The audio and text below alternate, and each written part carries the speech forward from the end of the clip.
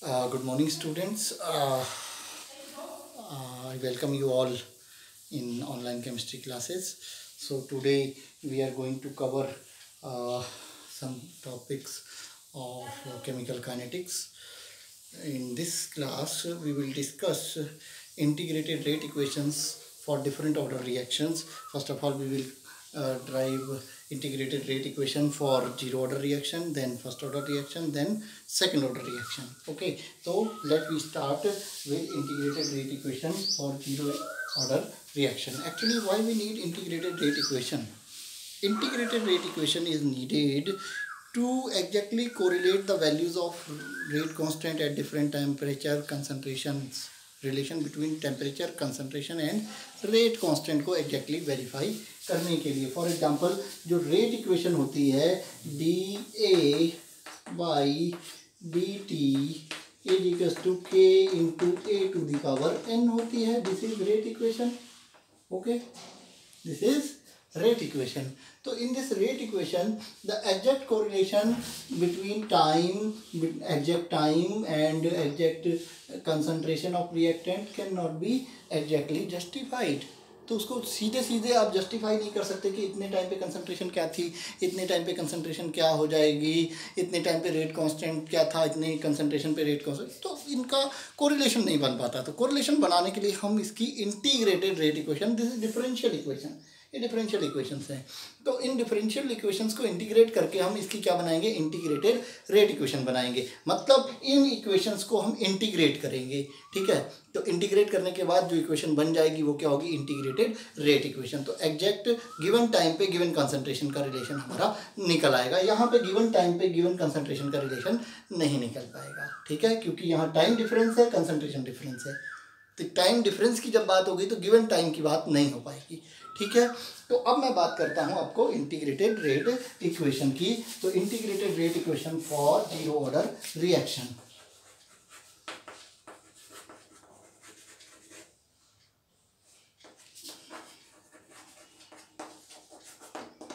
For zero order reaction. Zero order reaction का मतलब क्या है कि ऐसी रिएक्शन जिसमें रेट ऑफ रिएक्शन रिएक्टेंट की कंसंट्रेशन पे डिपेंड ही नहीं करती है. जैसे कोई रिएक्शन है ए, ये इससे बन रहे हैं प्रोडक्ट्स. ठीक है, इससे प्रोडक्ट बन रहे हैं. तो इसका जो रेट ऑफ रिएक्शन होगा वो रिएक्टेंट की कंसंट्रेशन पे बिल्कुल भी डिपेंड नहीं कर रहा होगा. It is independent of concentration of the reactant. Means rate of reaction will be proportional to a to the power 0. a to the power 0 means nothing, 1. यानी कि ये a पे डिपेंड नहीं कर रहा है. तो हम क्या कह सकते हैं, रेट को हम किससे रिप्रेजेंट करते हैं, dA बाई dt. क्योंकि रिएक्टेंट के टर्म्स में तो यहाँ क्या आएगा, माइनस dA बाई dt. इसके टर्म्स में रेट निकालते हैं तो change of concentration of a over time taken is proportional to a to the power 0. और प्रोपोर्शनल को इक्वल करना है तो k लग जाएगा कांस्टेंट, यानी कि is equal to k into a to the power 0. ठीक है, ठीक है बेटा. a to the power 0 is 1, so we can write dA by dt minus का is equal to k. so we can also write dA is equals to minus k dt is equals to minus k dt. Let we call it equation 1. Let we call it equation 1. इसको हमने equation 1 कहा है. अब equation 1 को हम integrate कर देंगे. On integrating equation 1,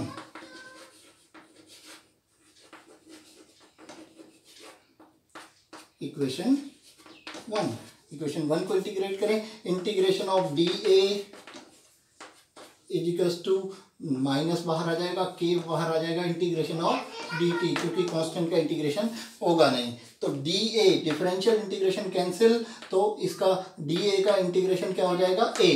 क्योंकि डिफरेंशियल और इंटीग्रेशन अपोजिट हैं तो इन दोनों का इंटीग्रेशन क्या हो जाएगा, a हो जाएगा इंटीग्रेशन. a इक्वल्स टू इसका डिफरेंशिएशन होना नहीं है, k differential integration cancel, t आ जाएगा प्लस इंटीग्रेशन कांस्टेंट.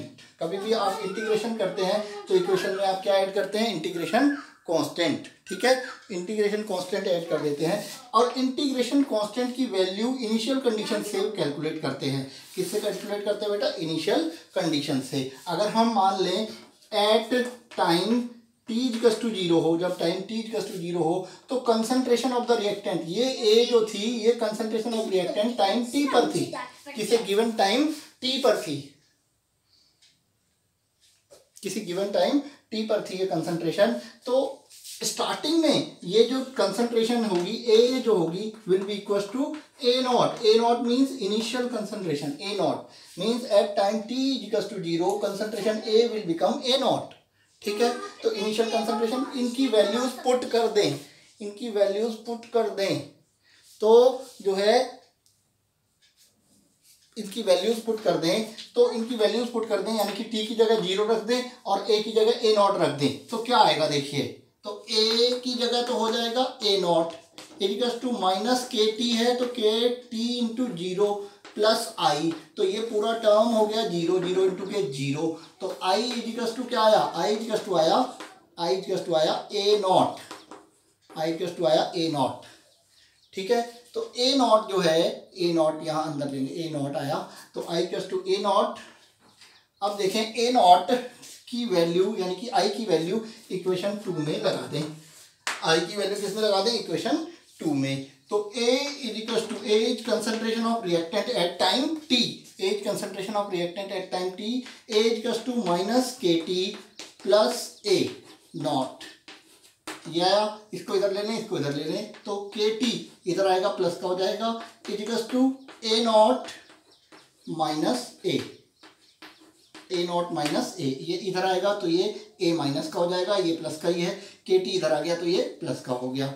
तो के इक्वल टू क्या आएगा? के इक्वल टू आएगा A not minus A upon T. This is integrated rate equation for zero order reaction, integrated rate equation for zero order reaction. ये जो है जीरो ऑर्डर रिएक्शन के लिए इंटीग्रेटेड रेट इक्वेशन आपकी ड्राइव हो चुकी है। अब देखें इसका एक और फॉर्म होता है, एक और फॉर्म क्या है उसको देखते हैं। शुरू में ही उस फॉर्म से हम ड्राइव नहीं करते, थोड़ा डिफिकल्ट पड़ता है। अब देखिए क्या होता है, अगर ए एक रिएक्टेंट हो और इससे पी प्रोडक्ट बन रहा हो तो टाइम 0 पे मीन्स इनिशियल जब रिएक्शन स्टार्ट नहीं होती इसकी कंसंट्रेशन ए थी मान लेते हैं, इनिशियली इसकी कंसंट्रेशन क्या थी? ए थी। तो इनिशियली प्रोडक्ट तो कुछ बना नहीं होगा तो प्रोडक्ट की कंसंट्रेशन क्या होगी? 0। तो टाइम टी पर एट टाइम टी पर, time equals to T time हो गया तो इसका प्रोडक्ट बन गया मान लीजिए एक्स, प्रोडक्ट क्या बन गया? एक्स अमाउंट प्रोडक्ट का बन गया। तो ए कितना बचा होगा? ए माइनस एक्स, क्योंकि प्रोडक्ट ए से ही बना है तो ये बचा होगा ए माइनस एक्स बचा होगा। अब देखिए आपको वैल्यू लगानी है, ये इनिशियल कंसंट्रेशन है यानी कि ये क्या है? ए नॉट है, यानी कि इनिशियल ए नॉट, और ये क्या है? ए ये वैल्यू है ए नॉट की और ये वैल्यू है ए की, ठीक है। तो ए नॉट की जगह वो वैल्यू लगा दें, ए की जगह वो वैल्यू लगा दें। हमारी क्वेश्चन क्या थी? K equals to A not means initial concentration minus concentration at time T over T, K की वैल्यू आएगी। अब ए नॉट की जगह क्या लगेगा बेटा? ए, और ए की जगह क्या लगेगा? ए माइनस एक्स। ये कंसंट्रेशन एट टाइम टी है ए और ये इनिशियल कंसंट्रेशन है तो ए माइनस यहाँ पे आ जाएगा ए माइनस एक्स, तो ये अंदर जाएगा तो साइन चेंज होंगे, ये माइनस का हो जाएगा ए और ये एक्स प्लस का हो जाएगा ओवर टी। तो ए से ए कैंसिल तो इक्वेशन क्या बनेगी? K equals to X upon T, K equals to X upon T. ये प्रोडक्ट की कंसंट्रेशन की टर्म्स में है, मतलब अगर टी टाइम के बाद एक्स अमाउंट प्रोडक्ट का बन जाता है तो के रेट कांस्टेंट की वैल्यू इज इक्वल्स टू होगी एक्स अपॉन टी। तो ये हो जाएगा आपका x is equals to K T, X is equals to K T. यानी कि आपको अगर ये दिया है कि रेट कांस्टेंट की वैल्यू इतनी है, जीरो ऑर्डर रिएक्शन में रेट कांस्टेंट की वैल्यू इतनी है, तो बताइए टी टाइम के बाद 10 मिनट्स के बाद कितना प्रोडक्ट बन चुका होगा? के इंटू टी करेंगे तो प्रोडक्ट का अमाउंट आ जाएगा, ठीक है। के इंटू टी करेंगे तो प्रोडक्ट कितना बन चुका होगा ये पता चल जाएगा, क्योंकि ये एक्स क्या है? प्रोडक्ट कितना बना होगा। तो प्रोडक्ट कितना बना होगा, के की वैल्यू लगाइए इंटू टी की वैल्यू कर दीजिए जीरो ऑर्डर के लिए, तो ये आपका प्रोडक्ट की वैल्यू को बता देगा। ग्राफिकल कंसिडरेशन हम साथ में बाद में एक साथ करेंगे फर्स्ट सेकंड थर्ड के लिए। अब हम बात करने जा रहे हैं बेटा कि rate integrated rate equation for first order reaction. First order reaction के लिए इंटीग्रेटेड रेट इक्वेशन की बात करेंगे। अभी हम बात कर रहे थे integrated rate equation for zero order reaction, ठीक है।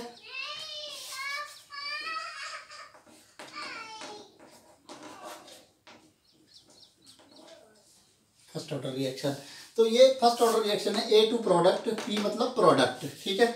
तो फर्स्ट ऑर्डर रिएक्शन के लिए आपका क्या होगा कि rate of reaction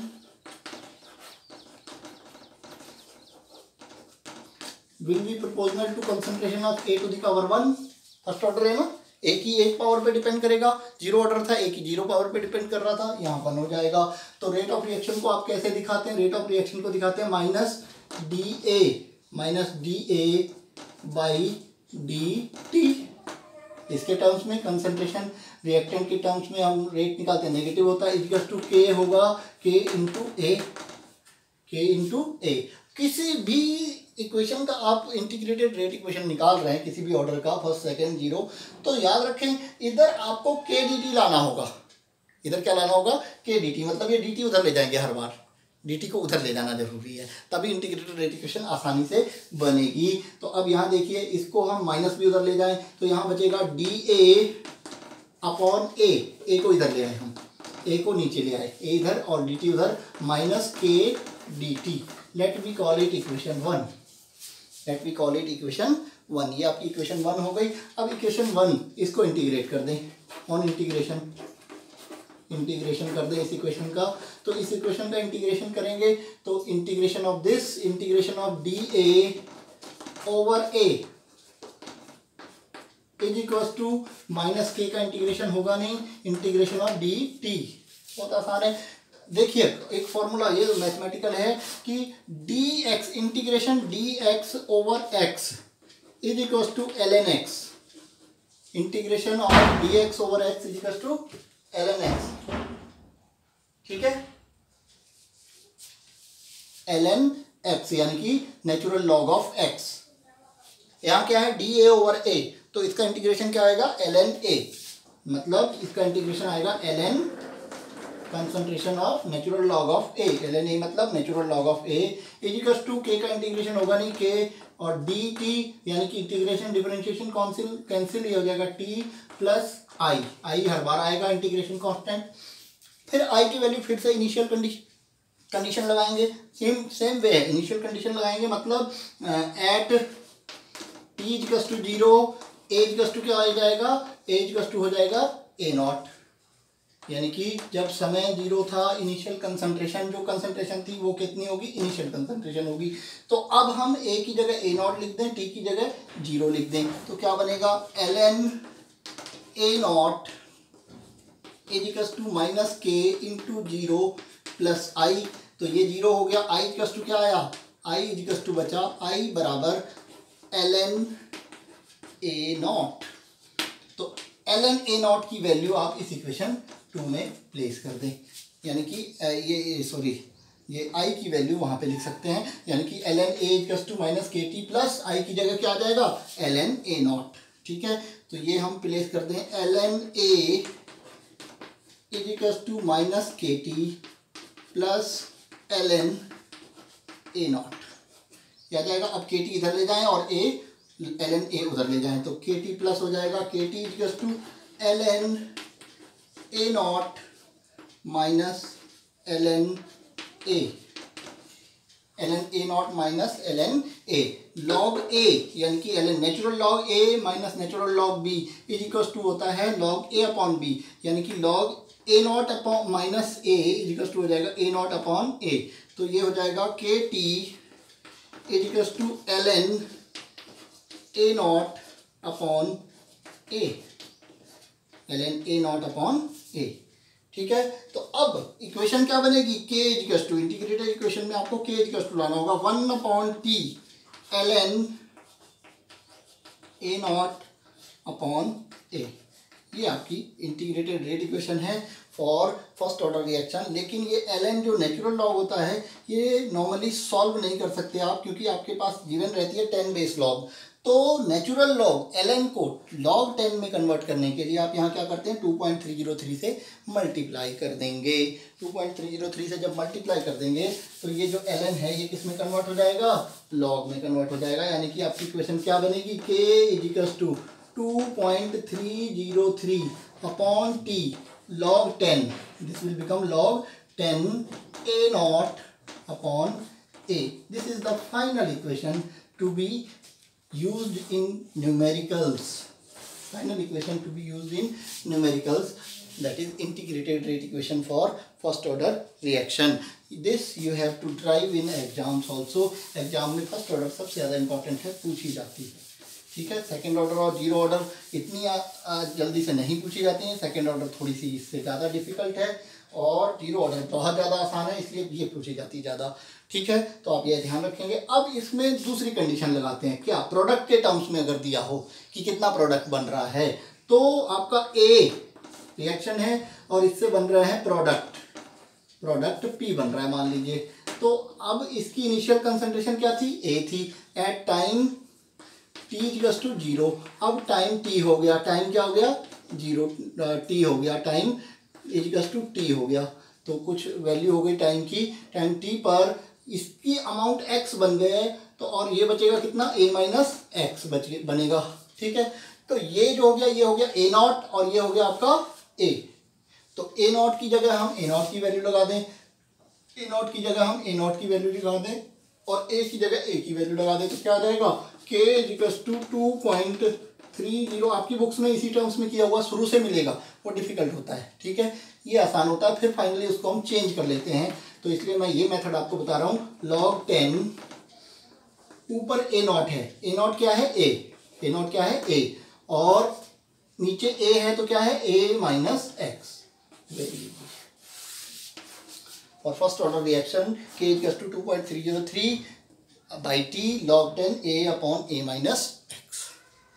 This is integrated rate equation for first order reaction. Now we are moving on to integrated rate equation for second order reaction.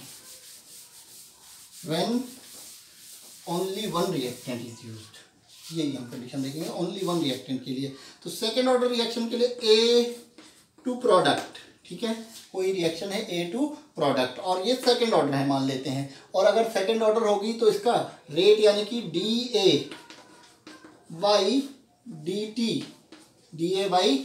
T equals to क्या होगा, equals to K into A to the power 2 होगा, K into A to the power 2 होगा, ध्यान रखेंगे, के into ए square होगा, यही फर्क आएगा क्योंकि ये सेकेंड ऑर्डर है। तो इसका जो रेट होगा वो ए के स्क्वायर पे डिपेंड करेगा, ए के स्क्वायर पे डिपेंड करेगा। तो K into A to the power 2 हो जाएगा। अब ए इधर ले आइए, डी टी उधर ले जाइए, यानी कि माइनस का डी ए। सब बहुत आसान है, साथ में बता रहा हूँ ताकि आपको सब याद रहे कि इसमें क्या चेंज करना है। तो ये ए इधर ले आए, ए स्क्वायर नीचे ले आए, इजिकल्स टू के डी टी। अब ये माइनस को भी उधर लगा देते हैं, माइनस के डी टी। तो let we call it equation 1। फिर से वही काम, इंटीग्रेशन। अब इसका इंटीग्रेशन आप कर देंगे तो क्या होगा बेटा, integration of this and integration of this, यानी कि integration of D A upon A square, D A upon A square का इंटीग्रेशन हो जाएगा, इक्वल्स टू माइनस के का होगा नहीं, डी टी का इंटीग्रेशन। तो यहाँ तो वही होगा जो हमेशा से होता है, यहाँ फर्क पड़ेगा। कभी भी D X over x square का जो इंटीग्रेशन होता है वो 1 एक्स होता है, फॉर्मूला याद रखेंगे, integration of D X over x square, integration of D X over x square is 1/x। तो D A over A square का इंटीग्रेशन क्या होगा, 1/a, क्या होगा, 1/a। इसका इंटीग्रेशन 1/a होता है, ये याद रखना है, इतना आपको याद रखना पड़ेगा, मैथ्स वालों को तो पता ही होगा, 1/a हो जाएगा। ये equals to minus K T हो जाएगा, जैसे हर बार डी और डिफरेंशिएशन इंटीग्रेशन कैंसिल, प्लस आई। अब इनिशियल कंडीशन लगाएंगे तो फिर से आई इजिकल्स टू क्या आ जाएगा, 1/a नॉट आ जाएगा, वही टी इजिकल्स टू 0 और A equals to A not, condition लग जाएगी। तो यहाँ पे आई इक्वल्स टू क्या आ जाएगा, 1/a नॉट। तो आई की जगह क्या प्लेस कर देंगे, 1/a नॉट प्लेस कर देंगे। तो सिंपली आ जाएगा 1/a is equals to minus K T plus 1/a not. 1/A0, ठीक है, ये हो जाएगा। अब हम इसको इधर ले आए, इसको इधर ले जाए तो KT is equals to 1/A0, KT is equals to 1/A0 minus 1/A, 1/A0 minus 1/A आ जाएगा ये आपका KT is equals to 1/A0 minus 1/A, ठीक है, ये आ गया। अब देखिए K इक्वल्स टू क्या आएगा, K इक्वल्स टू आएगा 1/T into 1/A0 minus 1/A, ठीक है, ये आ जाएगा। अब हम वही कंडीशन लगाते हैं। वैसे ये ही इंटीग्रेटेड रेट इक्वेशन आप लेके चल सकते हैं, लेकिन वो प्रोडक्ट वाला फॉर्म हमने फिर से बनाना है। प्रोडक्ट वाला फॉर्म यहाँ पे मैं फिर से बना देता हूँ। प्रोडक्ट वाला फॉर्म आप देखेंगे, प्रोडक्ट वाला फॉर्म कैसे बनेगा ये देखते हैं। वही A0 A minus x and x, ठीक है, ये A है, A0 है, ये A है, यानी कि ये किसकी वैल्यू है A0 की, और ये किसकी वैल्यू है A की, तो वैल्यूज लगा दें तो क्या आएगा देखिए बेटा, K equals to 1/T, K equals to 1/T into 1/A0 and minus 1/A, यानी कि 1/A0, A0 कितना है A, 1/A minus 1/A minus X, A minus X. इसको आप सॉल्व करें, इसको आप सॉल्व करेंगे तो यहाँ क्या बचेगा, K इक्वल्स टू 1/T और एलसीएम क्या आएगा, एलसीएम आएगा A into A minus X, A into A minus X, और ऊपर क्या आएगा A माइनस एक्स प्लस यहाँ आएगा minus A minus x minus A,